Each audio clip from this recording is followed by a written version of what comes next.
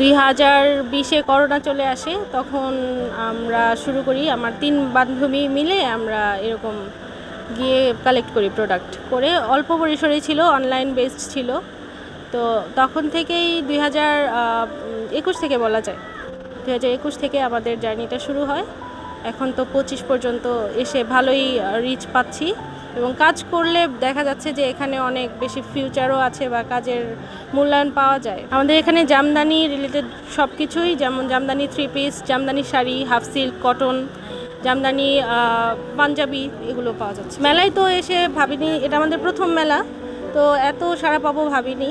ভালোই সাড়া পাচ্ছি। ফ্যামিলি থেকে আসলে বাধা তো সব নারীদের ক্ষেত্রে সব জায়গায় বাধা, তো তখন আপনার আসলে অনেক কিছু চ্যালেঞ্জেস ফেস করেই আগাতে হয় সব কিছুতেই। এটা নারী উদ্যোক্তার জন্য শুধু না, সব কিছুতেই আসলে বাধা ছিল, কিন্তু সেটাকে কাটিয়ে উঠতেও সক্ষম হয়েছি, জন্যই এত দূর আসতে পেরেছি। হ্যাঁ, ফ্যামিলির সাপোর্ট ছিল। ভালো বেশি বিস্তৃত করতে পারি সেটার চিন্তা আছে। আর তাঁতিদের সাথে ডিরেক্টলি যেহেতু আমি কাজ করি, তাদের জীবনটাও আমি দেখি। সো তাদের জীবনমান উন্নয়নের জন্য আমার কাজ করতে ইচ্ছা করে। তো কিভাবে তাদের জীবনমান উন্নয়ন হবে, যখন আমি আসলে তাদের প্রোডাক্টটা, তারা যেটা সেল করতেছে সেটাকে আমি সবার কাছে পৌঁছে দিব, তাই না? তখন তারা উৎসাহ পাবে, সেল তাদের বৃদ্ধি হবে, তাদের জীবনমান উন্নয়ন হবে। জার্নিটা শুরু হয়েছে আমি যখন স্টুডেন্ট ছিলাম, তখন থেকে একটা স্বপ্ন ছিল যে আমি একটা বুটিক্স হাউস দিব।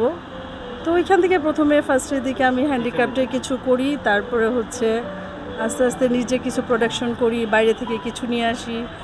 আর এর পিছনে যেটা যার বেশি অবদান, সেটা এসবিএসসি ব্যাংকের কাছ থেকে আমি উৎসাহ পেয়েছি। তারা আমাদেরকে লোন দিয়েছে নারী উদ্যোক্তা হিসেবে। ওটা থেকে আমার স্বপ্নটা পূরণ হয়েছে। আমি 2টা শোরুম দিয়েছি, আর সারা মোটামুটি ভালো পাচ্ছি মেলাতে। আমার শোরুমেও ভালো রেসপন্স পাই, আমার অনেক কাস্টমার আছে। অনলাইন আমাদের অনলাইন পেজও আছে। লেআউট আমার একটা ছিল, একটা থেকে 2টা করেছি। ভবিষ্যতে আরও যদি ভালো করি, মানে এটাই তো চিন্তা ভাবনা যে আরও বড় করব। আমার আন্ডারে 10 জন কর্মচারী কাজ করে, তারপর হলো হাতের কাজ করে। প্রতিবন্ধকতা সব জায়গায়ই তো থাকে, এখানেও কিছু আসছে, সেগুলোকে ওভারকাম করে এই পর্যন্ত এসেছি। আমার হাজব্যান্ডের সাপোর্ট হলো 100%। তারপরে ফ্যামিলির সবাই মোটামুটি, আমার বোনরা, ভাইরা, শ্বশুর শাশুড়ি সবাই মোটামুটি আমাকে সাহস দিয়েছে। এখনও সফল হয়েছি কিনা জানি না, এখনও স্ট্রাগল করছি। আমাদের উদ্যোক্তাদের জীবনটা আসলে অদ্ভুত, সারাক্ষণই স্ট্রাগলের মধ্যে দিয়ে যেতে হয়। তবে অনেকটুকু পথ আসছি, এটা বলাই যাচ্ছে যে এই ধরনের একটা বড় আয়োজনে আলাদা করে এরকম করে দাওয়াত করে ডেকে আনা হচ্ছে অনেকের মাঝখানে আলাদা করে, তো একটুখানি সফল অবশ্যই। আর উদ্যোক্তাদের জার্নি শুরু থেকে এখন পর্যন্ত অনেক কঠিন ছিল, কারণ একে তো আমাদের দেশে আমি যে ধরনের প্রোডাক্ট বানিয়ে থাকি, যে লেদার প্রোডাক্টে বিশেষ করে মেয়েদের ফুটওয়্যার, এটার প্রপার কখনো কোনো ট্রেনিং বাংলাদেশে হচ্ছে না আলাদা করে। যারা আমরা লেদার টেকনোলজি স্টুডেন্ট না, তাদের জন্য ব্যাপারটা বেশ চ্যালেঞ্জিং। ওখান থেকে নিজে নিজে করে ইউটিউব পর্যন্ত আসা। আমি সিলেটি মেয়ে, সিলেটে আপনারা জানেন আমরা একটু কনজারভেটিভ, তো প্রথম থেকে হচ্ছে সিলেটের বাইরে আসাটা অনেক বেশি টাফ ছিল। তারপরে সিলেটে আমার যেটা সমস্যা হয়, আমাদের লোকবল অনেক কম, প্রপার স্কিল্ড মানুষ পাওয়া যায় না, ওদেরকে ট্রেনিং করায় তারপরে ইউটিউব পর্যন্ত আসতে হয়, নিজের শ্রমিক নিজেকেই গড়ে তুলতে হয়। আমার হচ্ছে গিয়ে প্রথমে আমার কোনো শোরুম ছিল না, এখন আমার শোরুম আছে। আমার আগে 2 জন কর্মচারী ছিল, এখন 15 জনের মতো স্থায়ী কর্মচারী, এছাড়া অস্থায়ী কর্মচারী আছে অনেক। এবং আমার সব যারা ওয়ার্কার সবাই মহিলারা, তো অনেকগুলো পরিবারকে আমি সাপোর্ট করতে পারছি, এটা অনেক বড় ব্যাপার। অনেক বেশি ভালো রেসপন্স পাচ্ছি, যারাই আসছেন সবাই দেখছেন, সবাই খুব বেশি অ্যাপ্রিসিয়েট করছেন যে আমি এটা শুরুই করেছিলাম যে আমাদের দেশে এই ধরনের ডিজাইনের কিন্তু প্রোডাকশন অনেক কম, আমাদেরকে থাইল্যান্ড বেসড কাজ করতে হয়। আমি ফ্যাশন ডিজাইনিংয়ের স্টুডেন্ট, যখন আমি কাজ করছি দেখছি এই ধরনের ডিজাইন সবসময় থাইল্যান্ডের থেকে আনতে হচ্ছে, আমাদের দেশে এই ধরনের ডিজাইনগুলো হিলের মধ্যে করা যাচ্ছে না। ওখান থেকে ইন্সপায়ার্ড হয়ে আমি জুতা নিয়ে কাজ করা শুরু করলাম। আমি 16 সাল থেকে বগুড়াতে কাজ করেছি। প্রথমে কাজ করেছি মেলাতে, তখন আমার দোকান ছিল না। তখন আমার বিসিক প্রথম সুযোগ যায়, বিসিকের আন্ডারে আমি প্রথম এরকম উদ্যোক্তা মেলাতে অংশগ্রহণ নিই।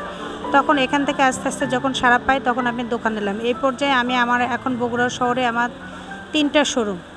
আমার নকশিকাঁথা কাজ আছে, শু আছে, তারপর আপনার হচ্ছে জুতা, গার্মেন্টস আইটেম আছে, তারপরে কুশি কাটার কাজ আছে, এগুলা দিয়ে শুরু করি। কিন্তু আমার কাছ থেকে সবচেয়ে বড় যে জিনিসটা লাগে, আমি যাদের নিয়ে কাজ করছি, যারা দরিদ্র গ্রামের কিছু মেয়ে, তাদেরকে নিয়ে তারা আর্থিক কষ্টে চলতেছিল, তাদেরকে আমি কাজগুলো দেওয়ার পর তারা সাফল্য অর্জন করে। বাধা ব্যতিক্রম আছে, কারণ আমরা যখন কাজ করতে চাই আমাদের সহজে কাজ করতে নাই না, বলে যে আমরা কাজ করতে গেলে যে আমাদেরটা অত গ্রহণযোগ্য হয় না, তখন বিভিন্ন বাধা সিস্টেম আসে।